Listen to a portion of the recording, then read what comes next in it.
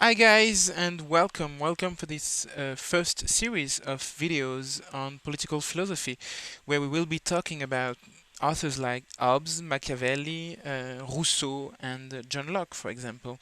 And actually, I would like to start this video by actually introducing today's topic, and today we will be talking about the state of nature. So it will really be, I would say, an introduction to this amazing concept that is the state of nature. And actually, it's a really important concept in social contract theories. So I'm really excited actually to start this series about this important concept. I will be starting by defining what is the state of nature, really giving, I would say, a general definition of what it is. Then I will speak about human nature and see, I would say, the relation between human nature and the different conceptions we can have about the state of nature. And finally, I will speak about Minecraft and explain why I'm doing these videos on Minecraft. It is obviously related to this concept of state of nature. But actually, before even talking about philosophy, let me tell you two things. First of all, I'm sorry. I'm sorry for my accent. If you don't understand anything, please do not hesitate to tell me, to leave me a comment. English is not my first language, so I can't really do anything about that for now. So if you have any problem understanding what I'm saying, please do not hesitate to leave a comment or just basically let me know. I'll see if I can improve that in any way. And secondly, actually, uh, don't expect from these videos, I would say, a PhD level in philosophy. These videos are really, I would say, an introduction to main philosophical concepts, and it's not really, I would say, a PhD level class. So, I mean, if you are expecting from these videos a PhD level, that won't be the case. So, be really sure to understand that it's really, I would say, an introduction videos in order to really, I would say, um, uh, to really, I would say, to give interest to people that might actually like philosophy. So it's really, I would say, introduction videos, philosophy 101. Don't expect any PhD level. So I guess it's time for us to start our video about the state of nature. So here we go.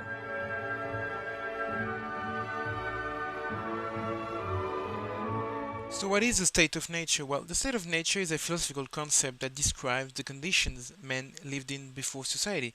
That is to say, before there was any law or any government, it was only, I would say, man and nature, man facing nature, man living in nature.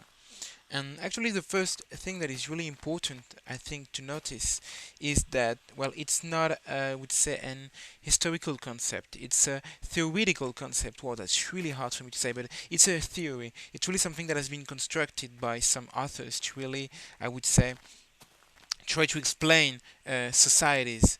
So it's not something that has been real, or at least it's not something that we can prove. It has been real. So it's really important to notice this, I think, in the first place. And actually, this concept of state of nature is really important to understand where our societies come from. It's really important to really understand why we live in society. It's really something that is explaining finally. It's really a concept that explains why men in general live in society. So that's really something that is important in my opinion. And and actually, most of our modern political systems in the Occidental world, I would say, are based on social contract theories. And actually, social contract theories are themselves constructed on this concept of state of nature. So that's really why it's really important to, I would say, understand what is the state of nature and why I would say some authors have really started to speak about this concept, have constructed such a concept. So it's really something that we will see in the next videos. But for now, I think it's already a good point to really understand why we will be talking about the state of nature. And I think it's time for us to really ask ourselves an important question. What would be actually this state of nature like? That's really something that is important. Actually, we'll see in this next part that it really depends on your view on human nature. So that's really something that is important to understand.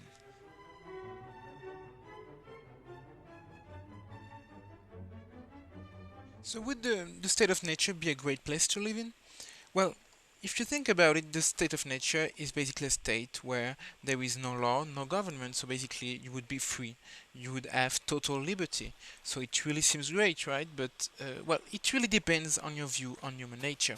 If you think that human nature is good, that is to say that men are originally good, then I guess that the state of nature would be I would say an Eden on earth. It would be really a place where people live in harmony, really an Eden park in the end. But actually, it's not that simple, and we will see that things are more complicated in the next videos. But for now, I can maybe make 2 points. First one, well, not all the authors think that men are originally good, actually, and a great example of that is Niccolo Machiavelli. Um, so Niccolo Machiavelli is a major Italian philosopher uh, who was born in 1469 and died in 1527, and actually is really one of the fathers, of modern political philosophy. So it's really an important author in that question. And in The Prince, that has been published after his death in 1532, he really gives us his views on human nature. And actually, it's a really negative, I would say, perspective. It's really negative. It's basically saying that, well, man only seek his own interest, and they are driven by passions. They are violent, egoist, greedy, liars, and they only want to conquer the world while staying alive, while keeping themselves alive. So it's really, really a negative, I would say, a negative portrait of human nature. So, I mean, if we think a bit about the state of nature, even though Machiavelli didn't speak about it. But if you try to apply this perspective of human nature in a I would say in this concept of state of nature, we will really see that well, uh, that wouldn't be a place you want to live in.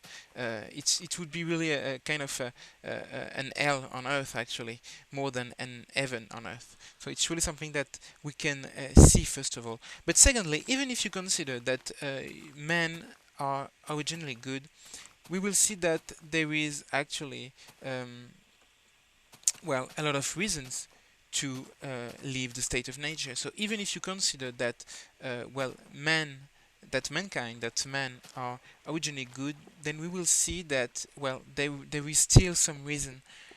There are still some reasons to leave this state of nature, and that's what we will see finally in our next videos. But for now, I think it's time for us to actually, well, speak about Minecraft and why I'm using Minecraft for this series of video on the state of nature.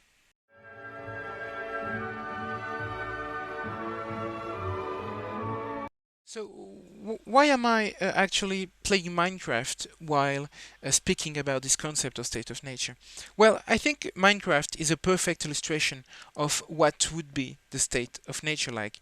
When we think about it, there is no law, there is no government in Minecraft. You basically spawn in an environment, in nature, and basically you do whatever you want. There is no law. You have a total freedom. So that's really really interesting. I think Minecraft is a perfect example again of what would be the state of nature like, and that's why I choose to do these videos in Minecraft, because Minecraft is a perfect example of what would be the state of nature. If another player wants to join me, well, we can either choose to cooperate, but we can also choose to maybe kill each other. So it's really a state of total freedom, and that's really why I think Minecraft is really actually interesting when it comes to speak about this concept of state of nature. But I think that's all for now, guys. So if you have any question, any recommendation, any feedback, please do not hesitate to leave a comment. I will answer it. And well, thank you for watching this video. Our next video will be on Hobbes' conception of the state of nature. Well, ciao, guys. Bye bye.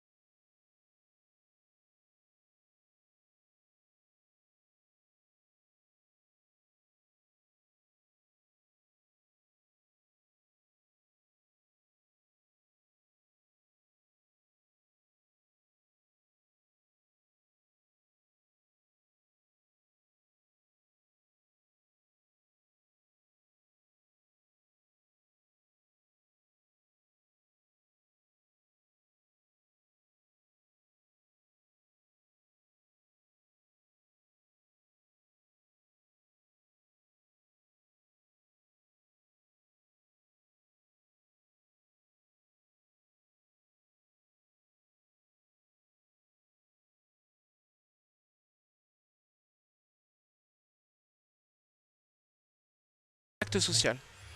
Chez Hobbes, on se souvient, le pacte social était une manière de donner quelques-unes de ses libertés, afin justement, voilà, d'avoir, j'allais dire, plus de sécurité.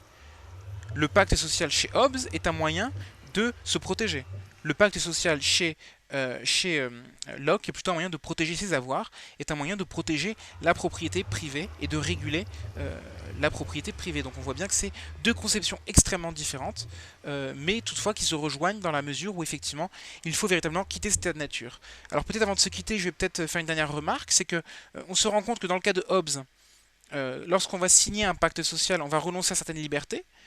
Dans le cas de Locke, le pacte social est plutôt, si vous voulez, le pacte social ne va créer aucune liberté, donc ne va créer aucun droit, mais va être plutôt un moyen, j'allais dire, de réguler, d'assurer eh bien, que l'homme soit en mesure euh, de, euh, de respecter ses devoirs que lui impose la loi de nature, autrement dit la loi qui lui est imposée soit par la raison, soit par Dieu. Donc c'est vraiment quelque chose d'extrêmement intéressant et je pense qu'on aura l'occasion d'en reparler dans les prochaines vidéos où je parlerai bien du pacte social. Et bah écoutez, je vais vous laisser en tout cas pour cette vidéo. Si vous avez des questions, des remarques ou si vous avez peut-être remarqué une petite erreur dans ce que je disais, n'hésitez pas à laisser un commentaire. Voilà. Merci à tous et puis bah, je vous souhaite une bonne journée, une bonne soirée en fonction de l'heure qu'il est. Voilà, allez, ciao ciao.